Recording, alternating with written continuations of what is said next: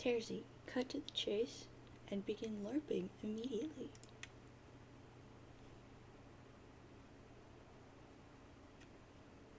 His honorable tyranny.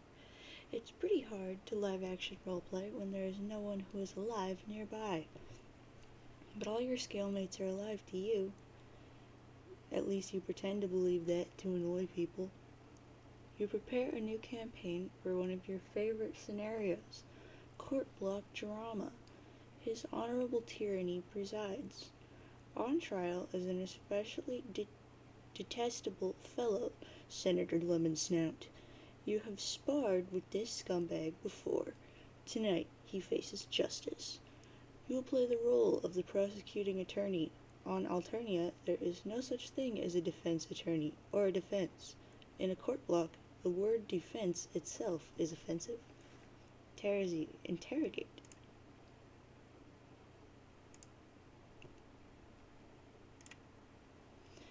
Most of the interrogation is in the intimidating silence. Terzi, slap him around a bit. Slap.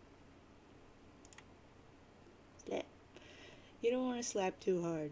Enough to sting, but not to bruise. It must be methodical, businesslike, and persistent. You'll only stop when you smell tears. Sniff. Mr. Senator, you smell very nice. Your luscious yellow scales are like the sweetest gumdrops in the prosecution's nose. But your deceit stinks. Did you honestly think you could dip your corpulent snout into the imperial beetle coffers like that and get away with it?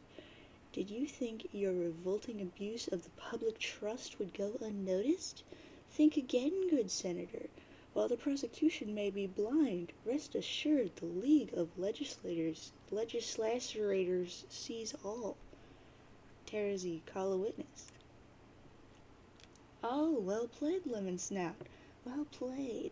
The prosecution's key witness, murdered. How convenient. The court block has little choice but to acknowledge your cunning. You have earned just a teensy sliver of your respect back. For now. But wait. Shocking development. Oh my, what have we here? The prosecution begs your pardon, dear Senator, but you appear to have dropped something. A personal satchel, perhaps? Chock full of illicit embezzled beetles, which you have the unmitigated cheek to waltz before his tyranny, concealed beneath your ill-gotten finery? Prosecution requests a short recess from his honorable tyranny so that all law-abiding and mother grub-fearing citizens can go outside and be sick. Terzi, sentence the criminal. Flip. As the prosecutor, it is your job to reach a final verdict and sentence the reprehensible felon, while his tyranny watches in silence and submits grim approval. But you take pity on this miserable bureaucrat. You're feeling merciful. You'll give him a fighting chance. You'll flip a double-headed troll Kagar to decide his fate. You do this quite often when making important decisions. Kind of like Batman's nemesis, Two-Face, or that guy from No Country for Old Men. It turns out there are lots of radical people out there flipping coins. But those are Earth things, and you've never heard of them. It's safe to say you borrowed this gimmick from one of the many, many troll things out there that's got hard-boiled dudes flipping coins for major stakes. You base the habit on whichever one smells the most radical. Terzi, flip. Pling. Whoosh, whoosh, whoosh, whoosh, whoosh. The coin tumbles through the air. Lemonsnout is sweating bullets. A favorable flip. The senator exhales in relief.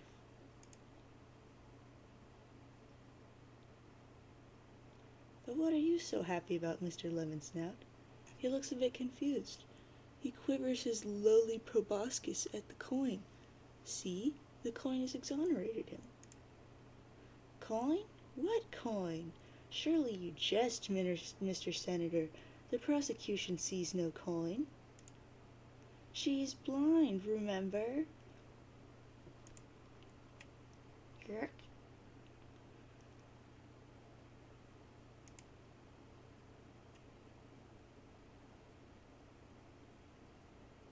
Terzi, adjourn.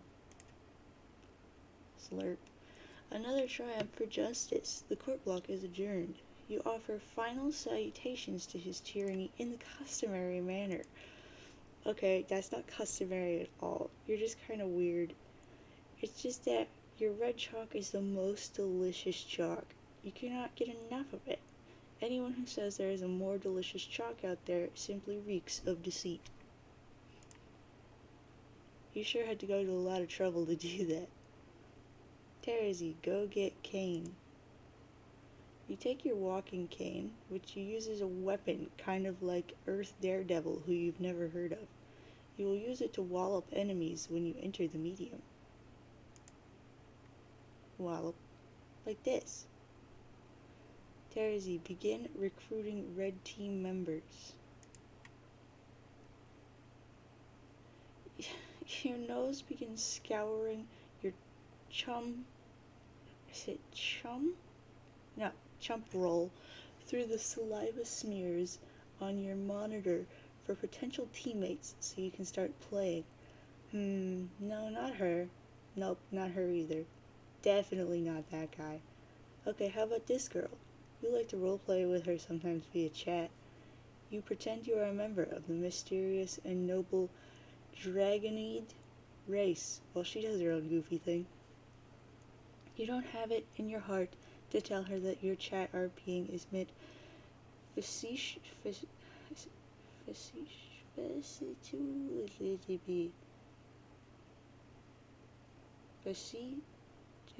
facetiously. Okay, but she said he's lousy, I guess.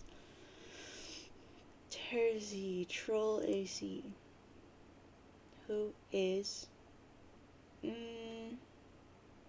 Lime. Arsenic catnip is what AC stands for. Teal lands on your whelping stoop and raps on your cave with her noble and elegant talon, and once with her mighty snout for good measure. Lime saunters from her dark cave, a little bit sleepy from her recent kill. She uses one of her mouths to lick the fresh blood off her paws, and the other one to blow you a kiss. And Terzi says, angry eyebrows, 8 eyes, open mouth. Teal, with a mighty whisk of her mighty tail, plucks the kiss out of the air mightily. Teal pockets the kiss in her enchanted rucksack for later to do something magical, like make goblin wishes come true. Yes, Lime finds that to be a most admirable use of a kiss. She thinks that goblin wishes need to come true too, just like any other kind of person's wishes. Lime begs your pardon while she rips apart this tasty beast to prepare a meal for her cubs. Teal eyes the beast hungrily and mightily, and Lime says, uh-oh. Teal says, Teal eyes the cubs hungrily and mightily, especially mightily. And Lime says, don't you dare. Lime shouts, don't you dare, indignantly. But it is too late. Teal scoops up a plump cub with her glistening, majestic tail and flies off magically. The innocent cub is crying and crying and crying. Lime says no and looks a bit crestfallen. Lime gets a clever idea to slake the majestic dragon's mighty hunger. She prepares the lion's share of the slain armored polar bear for Teal. Angry eyebrows, question mark, mouth. Teal's magnificent curiosity has been perked. Is it a bull koala bear? Oops, she asked that. Lime pauses for a moment and nods knowingly with a couple of smug grins on her face. She confirms it is indeed the bulliest of bears. Teal instantly loses interest in the puny cub and drops it to the ground far below. But as it happens, the really cute cub lands in a bush safe and sound. Phew! Teal's alarming and splendiferous girth settles over the succulent chlorophyll steak. When she finishes the savory red meat, she lifts her proud, wise head and opens her great big mouth and speaks the ancient tongue of 4,000 wisdoms. She says, "Hey, do you want to play a game with me?" Lime crinkles up her nose and prepares for a really unprecedented marathon of baffling feline obstinacy.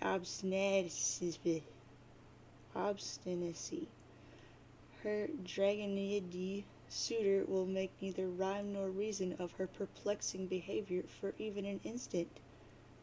And Terzi says, no, that was a real question. Want to play a game? And Lime says, oh, hee hee. If you mean a computer game, then yes, that sounds like fun. And Terzi says, okay, you can be on my team. And Lime says, team? Who else is playing? And Terzi says, I haven't decided yet. A whole bunch of us in 2 teams. And Lime says, oh, well, it does sound like it will be a lot of fun, but I think I should get permission first. And Terzi says, blar, that is so stupid. He's not the boss of you. And Lime says, I know, but I'm still kind of scared of him, and I think perhaps, it is best to just run it by him first so there isn't a kerfuffle about it or anything. And Terzi says, this is stupid in such a terrible myriad of dumb ways. You shouldn't be afraid of anyone. You kill big animals with your bare hands. And in any case, he lives nowhere near you, so the whole thing is extra stupid. Lime says, I know, but I don't think it'll be a big deal. I'll just mention it casually, and it'll be fine, I'm sure. And then we can play just a little bit, just a little bit. And Terzi says, angry eyebrows, X eyes, O mouth. Fine. In the meantime, I will go round up some more people to play. And Lime says, K. Terzi, troll TC. Oh, which is Gamzee. And she says, hey Gamzee, do you want to play a game with me? And then he says, hey, that sounds like the freaking crap, binge tits, as we recall. And she says, angry eyebrows, 8 mouth, slanty mouth, sure is hard to, yep. Sure is hard to ignore the weird things you say sometimes, and then you proceed to have the rest of the conversation we already read. No luck in getting this guy to play with you right now either. You guess that leaves. Oh no, not Carcat. You're only gonna ask him as a last resort. You wonder what he wants. You'll try to avoid mentioning the game. Hopefully he hasn't caught wind of it yet. Terzi, deal with Carcat. Who says, hey, guess what, big news? Like, holy crap, stop the presses, this is a humongous deal sort of news. Terzi says, blar, what is it? And he says, you're not the red team leader, that's me. I'm the leader, it's been decided, on an official basis. And she says, okay, so I guess I'm supposed to make a big stink about this and say, wah, I want to be the leader, angry face. And he says, what? No. I mean, you can, but it won't do any good because I'm the leader, and that's all there is to evacuate through your protein chute on that matter. And she says, well, it may surprise you to know that I don't give a crap who gets to be leader, because unlike you, I actually have a freaking smidgen of maturity and self-respect. He says, that's a lie. You're more of a melodrama spaz queen than me, and you know it. And this stuff you're saying is a pretend stunt. You're like a rocket-propelled spaz maggot spring-loaded up the butt of a psychedelic freaking freak-out weasel on idiot drugs. So let's not play make-believe games here. Leader, me. Teal says, Terzi. Carcat, I don't care. You can be the stupid leader, I just want to play this game. And he says, okay, great. If it's any consolation, I have selected you to be my second in command. And she says, really? Swoon. Angry eyebrow, winky, smiley face. Heart. And he says, frick you, offer rescinded. And she says, rescinded, however you say that correctly. And she says, okay, but seriously, I would have suggested that you be the leader, but honestly, it comes with serious responsibilities, and I wasn't sure you were up to it. And he says, how could you think that? I'm an incredible leader, with all kinds of prioritization and command skills.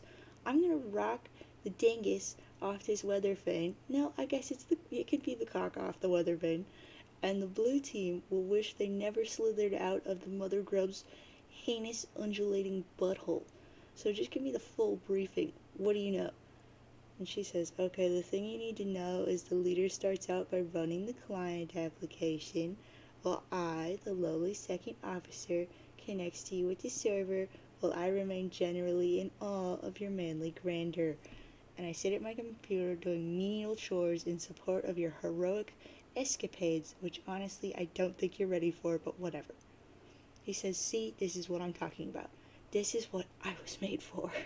Being in charge of adventure, running around and stuff, and freaking crap up like a gosh dang hero with a ripper wasp in his jock. Ah. Let's get cracking here. Launch your server or whatever. I'll install the hero program. She says, the client. And he says, yeah. And she says, okay, if you insist. Far be it from me to stop you for being so dashing and courageous. And to be perfectly honest, a little bit handsome, angry eyebrows, smiley face. He says, yes, exactly. Now you're making sense. This is the kind of thing that sane people say. Keep at it. There's hope for you yet. And she says, okay, I'll try. Anything to get you to stop being such a baby. And he says, what's a baby? And she says, oh, it's like a mythical little pink monkey. Something my Lucis dreams about. Lucis? We'll go with that. He says, I thought you didn't have one. And she said, I don't yet. I'm not allowed to. And he says, why not? Why have you never mentioned this anyway? Honestly, Terezi, it sounds like more frothing loony block nonsense. She says, if I ever did have one, it would mean the world was coming to an end. And he says, thank gosh you just said something normal. I was starting to worry there. Phew, back into sane land. She says, it's true, angry eyebrows, tongue sticky outy face. I don't completely understand it, but that's what it told me. And he says, we need to get you out of that freaking tree and into a proper gosh dang lawn ring. You've been stunted living up there by the whispers of freaking bark gnomes or something. I think one of my neighbors was just culled recently. Maybe you could live there. And she says, no way, screw lawn rings. More like yawn rings. I love my tree, but you're welcome to visit sometime. It's especially nice in the third autumn. And he says, okay, well, speaking of that, I should go downstairs and deal with this grumpy customer. It's gonna fondle major seed flap, but hopefully it'll be quick. You can establish your connection and do your trivial sidekick stuff, I guess, in the meantime. And she says, okay, angry eyebrows, open happy mouth. A little later.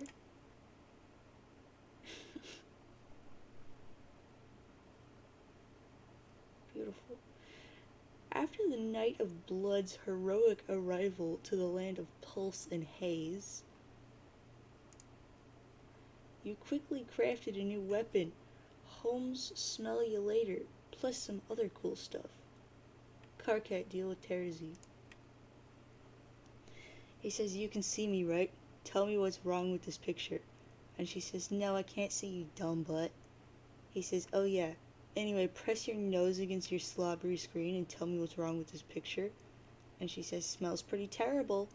And he says, that's because you took a hard drag of my load gaper, which for some reason I have discovered outside on this little island. She says, you mean your toilet? And he says, well, ooh la la, excuse my disdain for your blue-blooded vernacular. And she says, what color's your blood? And he says, whoa, none of your business. Seriously, was that a serious question? Unbelievable. She says, I will find out someday. And he says, what is it with your obsession with colors? It's bad enough you waste all my hard-earned grist rambling my hive around like that and not even in the direction of the freaking gate. But then you go and spend it on an ugly paint job. I killed a lot of imps for that grist. She says, Carcat, please, don't pretend you don't enjoy going around killing things, and that you wouldn't enjoy killing a whole lot more, prancing around with your little sickle and being all adorable. And he says, yeah, right, more like, adoro bloodthirsty. I'm prancing around being that, okay? She says, angry eyebrow, smiley face. He says, anyway, this is awful. This is no way for a leader to be treated. She says, sorry, this is what you wanted. The leader is the first one in. This is what the leader is supposed to do. He says, no, this is not anything except for what bullcrap is. A leader shouldn't be at the mercy of the hive renovation whimsy of an unhinged blind girl. When do I get the chance to frick up someone's hive? I should be the next one to connect to a client. She says, no, you can't. You have to be the last one to connect to complete the chain. More lies, he said. She says, think of it this way. I'm your server player, so priority has to be on me getting in the game before I get killed by meteors, in which case you'd be screwed in there. Then the next guy comes in, then the next, with you being the last one in. And he says, whoa, wait, what? Meteors? What the frick are you talking about? What does this have to do with meteors? She says, oh boy, you need to get with the program, Carcat. Have you talked to AA? And he says, 44 what? And then she says, apocalypse arisen, sorry. And he says, no, of course not. And she says, or TA, or AG, I guess, or CA. Really, there's like this whole conspiracy about this, as I'm finding out. And he says, well, why don't you just tell me so I don't have to talk to any of those double-talking buttholes? She says, I can't. I gotta step out of the tree for a moment. When I come back, I will enter the game. See ya. A little while ago.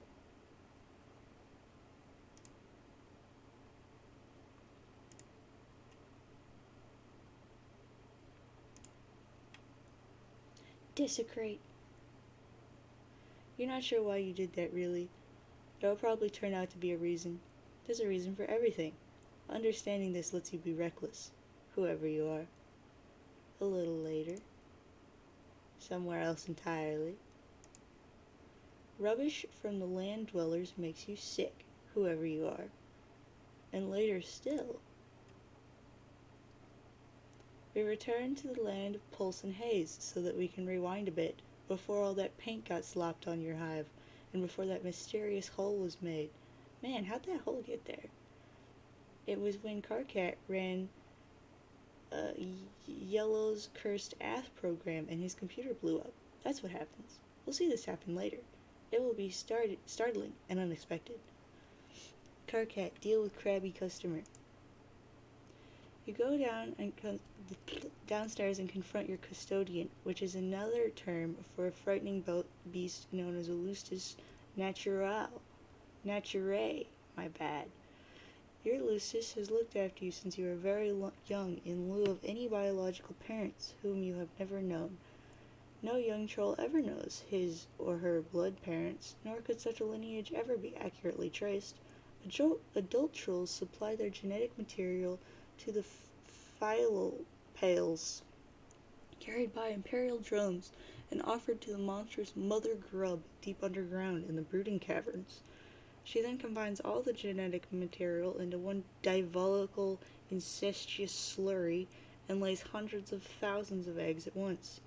The eggs hatch into young larval trolls which wiggle about to locate a cozy stalactite from which to spin their cocoons. After they pupate, the young troll, with his or her newfound limbs, undergoes a series of dangerous trials. If they survive, they are chosen by a member of the diverse and terrifying subterranean monster population native to Alternia. This creature becomes the troll's Lucis, and together they surface and choose a location to build a hive. The building's process is facilitated by carpenter droids left on the planet to cater to the young, but only for building. They're on their own otherwise. The vast majority of adult trolls are off-planet, serving some role in the forces of ongoing imperial conquest, besieging other star systems in the name of Alternian glory. The culture and civilization on the homeworld is maintained almost entirely by the young. Trolls sure are weird. Sound? Question mark, question mark, question mark? You leap into the domestic fray in an attempt to mollify your nannying aggressor. After a lot of kicking and fussing and gnashing of teeth and carapace, You just pull out a few chilled roe cubes from the fridge to settle the beast down. Trolls and their custodians have a peculiar arrangement of codependence. The loosest behaves as a lifelong bodyguard, caretaker, and visceral sort of mentor, while the young troll must learn to function as a sort of zookeeper. We decide to agree this conflict is not a big enough deal to warrant a detailed examination of the action or an embedded musical accompaniment. We also agree that while it would have been pretty sweet, we're also kind of in a hurry here. But if it were to have been accompanied by something audible, it would probably sound like this. We decide to listen to that track, close our eyes, and imagine what it would have been. Man, that sure was awesome. Anyway, moving on.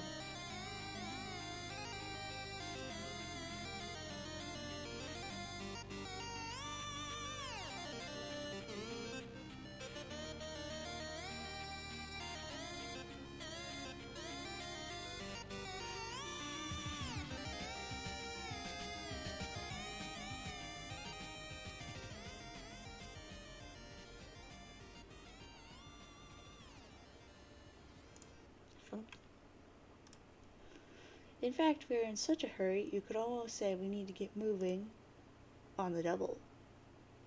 Yeah. So this is pretty cool dude, okay? Some people seem to think he's cool, sometimes. He guesses they're right. I mean, maybe, if they say so. Actually, you know what? They're right. This guy's dynamite, lit, in a box of hot crap. Screw the haters. Anyway, he's standing around being all chill, like cool dudes are known to do sometimes, when they're not moping around or nursing migraines or whatever. A cool dude like this probably has a real cool name.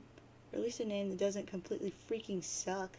Like, at least not the kind of name that belongs to someone you just want to perpetually wail on. Maybe just a name that makes you cringe a little, but you guess you can deal with it if you've got to. It's just a guy's name. It's not like it really matters. Who cares? But he probably wouldn't just tell you what it was if you asked. He'd be way too moody for that. In fact, this guy probably thinks you've got some attitude and probably doesn't want a dang thing to do with you. You could always try to guess his name, but instead of that, here's a better idea. Why don't you just frick off and go to heck? Here, name this kooky broad instead. Okay, what's her name? Wait, you've got to be kidding me. Looks like we're going back to the other guy again. Alright, hang on. It appears this cool and moody dude has had a change of heart. He feels pretty bad about flying off the handle like that, as if Crap wanted nothing to do with that handle. Crab would like to reconcile with the handle, and perhaps seek marital counseling. So what's his name gonna be? Enter name. Your name is Solix Captor. You are Ape Crap Bananas at computers. And you know all the codes. All of them. You are the unchallenged authority on apiculture networking, and though all your friends recognize your unparalleled achievements as a totally sick hacker, you feel like you could be better. It's one of a number of things you sort of beat yourself up about for no very good reason during sporadic and debilitating bipolar mood swings. You have a penchant for bifurcation in logic and life. Your mutant mind is hounded by the psychic screams of the imminently deceased. Your visions foretell the planet's looming annihilation, and yet unlike the typical sightless prophet of doom, you are gifted with vision twofold. For now, you have developed a new game, adapted via a code parsed from the runes and glyphs in an ancient underground temple. You believe this game to be the salvation of your race, though you're not sure how yet. To ensure success, you will distribute the game of two teams of your friends, a red team and a blue team. You will lead the latter group. Your troll tag is Twin Armageddons, and you tend to speak with a bit of a lisp. What will you do? Solix equip throwing stars to Strive Specubus. Why would you do that? A high-level psionic has no use for any particular Specubus allocation. Solix fling stars Specubus word. You make short work of the Specubus and, oh gosh, one of your bee house mainframes. The silicone was sliced clean through by your foolish maneuver. What were you thinking?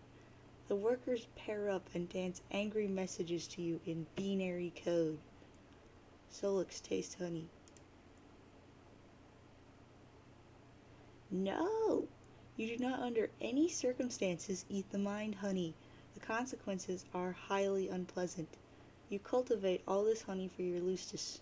It helps him not be such a complete idiot all the time. Nearly most of the time, instead.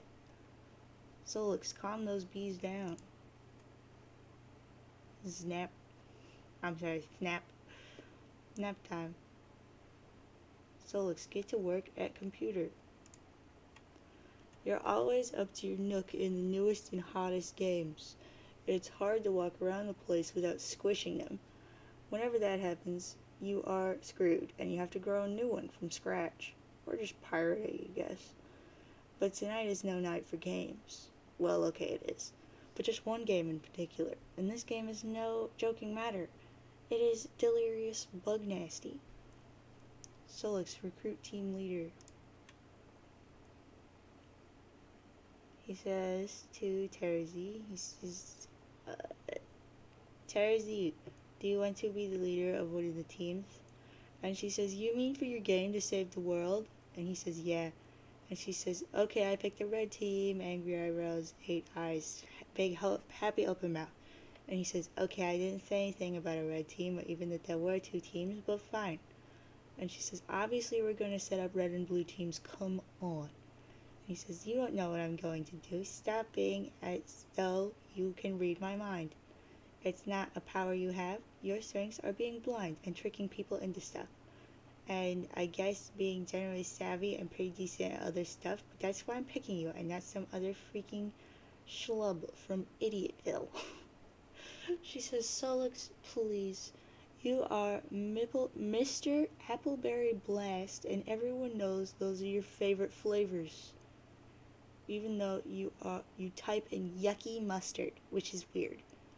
It says, maybe there is more to me than you think. Maybe I am not the two-trick hoof beast you want to make me out as. Maybe I just want to give the red and blue thing a rest for a change and not make it so it's like, oh, look, it's that predictable frick with those 2 stupid colors. It's amazing how much everyone freaking hates him. Maybe red and blue aren't that great, and I hate them suddenly. Have you thought about that? Maybe I'm more of an aubergine guy, which is an eggplant. Plus, whatever that putrid color is you type with. What is that, turquoise? Maybe it's making me turquoisey. Maybe the new name for that color is Summer Crabhead Mist. Have you considered that? But I'm sticking with red and blue, so maybe you should suck on it. She says maybe. Maybe is a stupid word. Maybe, the big maybe, we should all ponder tonight over some hot shut the heck up tea. So you think I'm savvy? Angry eyebrows, smiley mouth. And he says, yeah, I think so. Pick out whoever you want for the red team and I'll lead the blue team. I'll send you the download soon. Talk to you later. And she says, wait, maybe you should tell me more about the game first? How exactly are we saving the world? He says, I don't know yet. I just know that what I've seen in my visions. That the world will end and our whole race dies, and this is how we save it. And AA can back me up on this, so don't be all doubting me about that. And she says, I'm not doubting you. I think you're right. Mostly.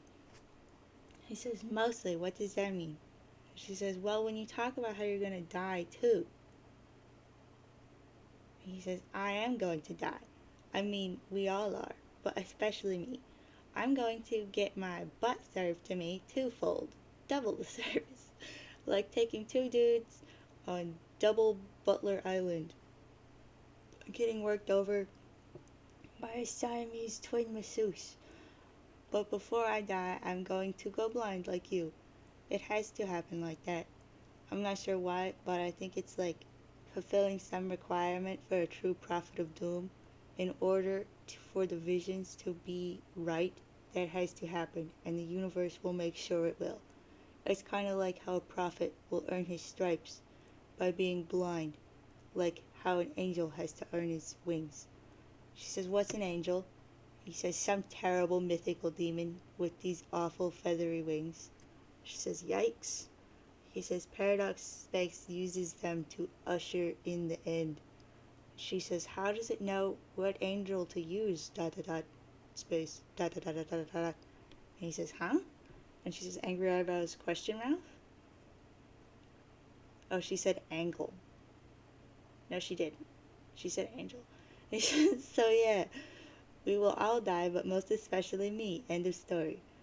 She says, "But don't take this the wrong way, but how can you be totally sure about all that? How do you know some of the real visions you're having aren't getting kind of tangled up with sort of the way you are about yourself?" And he says, "What do you mean?" And she says, "How you get mopey and you're always the victim of something, and how sometimes you think you suck when you really don't. Maybe that is clouding your vision?" He says, "Okay, that's just a personal, private, emotional issue, and I'm dealing with that. And honestly, I'd appreciate you not always throwing that in my face every gosh dang opportunity you get. Like this is a big circus act to you, and that is your special clown pie." And she says, "See, gosh, so sensitive." He says, "Seriously, talk to AA. She will corroborate everything. You and she are pretty tight, aren't you?" And she says, "Not really anymore. She used to be a lot of fun. But now talking to her, I don't know. It's just somehow always makes me sad." Frowny face with angry eyebrows. He says, "Okay, well, tonight's not about fun. This is serious. Deliriously so. We are in Smerious Crapstain City." She says, "Screw you and your crap stains. I will have a freaking blast and you can't stop me. Blue team, scum." Angry eyebrow smiley face. And he says, "Oh crap, it's on, sucker."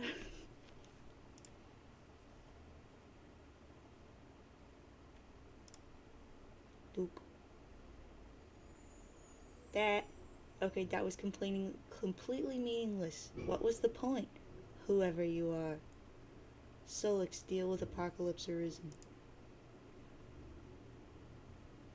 Who says, "Did you set up the teams?" And he says, "Still working on it, but yeah, more or less. We should all be playing soon, and I guess leaving this dimension. That is what happens, right?" She says, "Yes."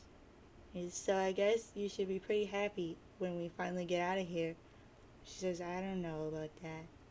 He says, "Oh, will you at least be able to leave the voices behind?" She says, "I don't know about that either." He says, "Isn't that kind of depressing? The thought that they might stay with you till you die."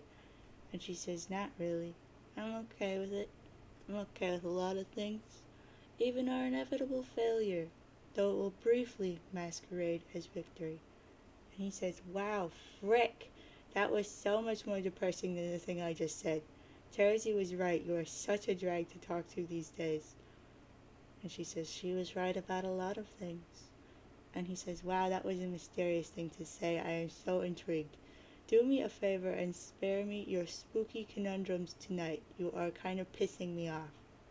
She says, "But you like to talk to me. This is a fact, not a question. They told me." And he says, "Oh, your sources have spoken. Relay a message for me. Tell them to go haunt my huge, creaking bone bulge." She says, "Why do you like to talk to me?" He says, "Oh, I don't know. Maybe because we're supposed to save the world together. Also, I talk to you because, in case you haven't noticed, I despise myself and perpetually seek to duplicate through emotional pain the cacophony of physical pain my hideous mutant brain causes me every day. Oh my gosh, I just had a breakthrough. Thank you so much for this. This was great. That was a joke. Here, type ha." And she says, "Ha." And he says, "Now type it again." She says, "Ha." And he says, "There you go. You're now officially the life of the party. I just took an embarrassing video of you cutting loose there. Boy, I sure hope this juicy nugget doesn't wind up on the internet. And she says, big eye, flat mouth, face. Solix, I actually would like it if you were happy. And he says, okay, thank you for saying so. And she says, you seem sad and angry all the time. What does anger feel like? I forgot. And he says, have you ever been angry? I don't remember you getting angry about anything. She says, maybe I never was. I feel like I was, though. Once. And he says, why don't you ask Carcat? He's way angrier than me. For that matter, why don't you go get on his case about it instead of mine? She says, I think his anger serves a greater purpose. It's part of his destiny, and thus ours. It will help him to sabotage his own designs, which are very much in opposition to the broader purpose, and will sow the seeds of our failure. A failure which will ironically prove to be mission critical. He says, if you think we are going to fail, why don't you get mad about that? At the voices sending you down this blind alley the whole time. She says, they never lied, though. This is how it had to be. I have to be totally honest, though at no point did I ever lie. But through omission, this game will not save the world. He says, the frick? She says, and though it is still very important, even in our defeat, unfortunately it is much closer to serving as the instrument of our people's demise than that of their salvation, and we 12 will behave simultaneously as the pawns and the orchestrators of the great undoing. He says, I don't want to play anymore then. She says, you will though. He says, frick that, just watch this crap, is dusted. Check me out, all dusting it like a saucy freaking maid. She says, it cannot be stopped. Meteors are en route. You know this, Solix. He says, who cares? I'm yanking the grub tube on this over-punctured bench. I'm telling Red Team Leader to forget the whole thing. I'm quitting as Blue Team Leader. If you want to shamble through this macabre fantasy of yours, solo, be my guest. She says, you are never going to be the team leader, though. Which is to say, the first to enter. He says, are you messing with me? You do realize I'm psychic, too. I could pull so much trippy crap out of my spinal crevice it would make your head spin like a dervish in a frickin' blender. So get off your high hoof beast. She says, I'm coming up. He says, huh? Up where? Hello? Solix, abort. He says to Terezi, he says, hey, change of plan. We aren't playing this game anymore. You don't have to bother recruiting anyone. Sorry to waste your time. And she says, I'm not the leader anymore. Carcat is. And Solix says, he is? And she says, he threw a tantrum about it, so I let him be the red leader. He says, okay, that was fairly predictable, but that's fine. I'll talk to him about it. Terezi says, what's going on? He says, nothing, this game sucks and AA is full of crap. Sorry about all this. And she says, angry eyebrows question mark now? And then Solix began trolling Carcat, who says, hey, change the plan, we aren't playing this game anymore. And Carcat says, hey, guess who the red leader is? I'm the leader. It's me. Your plan to cripple your rival team has failed. And Solix says, I know, she told me, I don't care. This game is bad news. It will cause the end of the world. No, stop it. Not stop it. So forget it. Just go back to whatever you were doing. Writing your crappy code or whatever. And Carcat says, ha ha, so pathetic. This is yet another feeble attempt to weaken your opposition. Terezi and I have already established a connection. We are making great progress here. We are a great team. And I am a fantastic leader. We will beat this game in no time, while your team is clearly still asleep at the thorax. And Solix says, oh crap, no you idiot, I don't care about the game anymore. Just quit, I'm not playing, you should too. Carcat says, amazing. You're either being really persistent with this transparent ruse, or you really just are that sad and incompetent. Neither case deserves my respect or my friendship. In fact, you know what? Friendship cancelled. There, it's official. Bye bye, friendship. And Solix says, Oh, like you haven't said that like a billion times. You aren't in any position to question my competence. You're the worst programmer I've ever seen. You don't know anything about computers. Why do you bother? The only thing you're good at is yelling and making huge mistakes, and being ugly and horrible in every way, and having stupid little nubby horns. Karkat says, To be honest, I don't see what's so great about your programming or hacking. What is a hacker, even? Just some smug butthole in movies doing fake things and making up words. It's not even a real thing to be. It's just some bullcrap title you gave yourself so you can feel a tiny bit less loathsome. Solix says, Oh no, more childish burns. I don't have to prove anything to you. I'm a great hacker. Period. Karkat says, No, it's also clear now. You were a fraud all along. What does all this nonsensical code you wrote even do? It's all nonsense. Like a bluff. You just say, Oh, Karkat will never understand what I wrote is bullcrap because he's too dumb to figure it out. Well, you're busted. These viruses here, I bet, do nothing at all. And he says, Wait, KK. And Karkat says, I bet if I ran them, nothing bad would happen. Might even improve my computer's performance. And Soul says, No, don't. And Karkat says, How about this idiotic program with the red and blue code, which is a meaningless thing to do with code anyway? What does that even mean? It's another one of your scams. Why not sneak some bad clip art in the files too, and pretend that's code? Soul says, Oh gosh, don't run that, I'm serious. And Karkat says, What would happen? And he says, I'm not sure, but it would be really, really bad if you ran it. Just don't. And Karkat says, Aha! Just as I thought. You can't even come up with a good lie when I press you on it. Your bluff has been called. Compiling as we speak. It will auto-run when it finishes. And now I have to go attend to something outside because Terzi is doing something just unspeakably stupid right now. Whoops, forget I said that. It was privileged information. Solix says, You are the dumbest grub fricker on the planet, I swear. And Karkat says, Later, douchebag. Solix says, KK, do not run that code. Hello? And then Karkat's computer exploded. And Solix says, Oh my gosh.